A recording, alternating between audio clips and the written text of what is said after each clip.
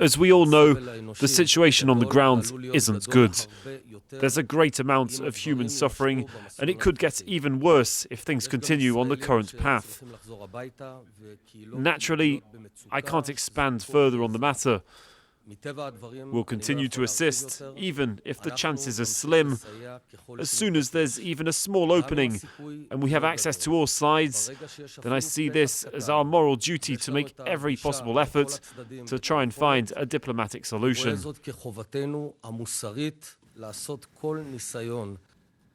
Well, for more, let's cross to Jerusalem and speak to our correspondent, Irris Makler. Hello to you, Irris. Tell us, Israel emerging now as a mediator in this crisis. What exactly is its role?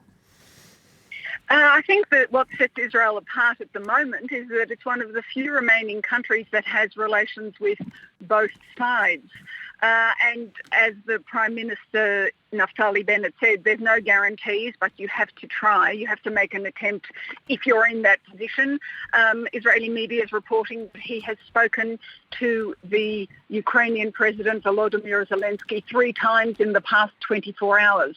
There's a very large population of Russians and Ukrainians living in Israel, something like 10% of the population who came after the collapse of the Soviet Union. The man translating for the Prime Minister at this meeting is a cabinet minister who himself used to live in Kharkiv, in what is now Ukraine, and whose mother is still living there.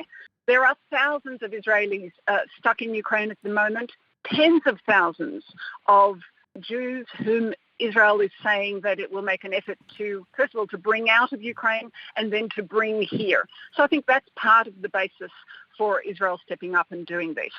Yeah, now, Israel, though, I mean, is there any other reasoning why it might want to be intervening in this sort of negotiation to find a hopeful diplomatic solution?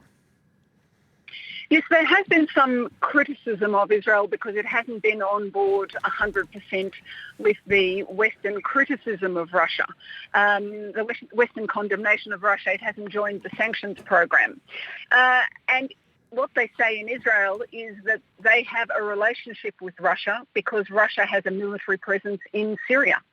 And I think Israel is trying to deflect some of that criticism by stepping up now, perhaps. That's what's being said inside Israel. And that military relationship with Russia, as they say here, you know, Russia is now our neighbour. They have a regular military coordination. They deal with the Russians, you know, weekly, sometimes daily. And of course, there's the issue of Iran, and there have been suggestions here. The Prime Minister didn't say he mentioned the nuclear deal in Iran, but there have been suggestions from Israeli analysts that, of course, that would be on the table as well.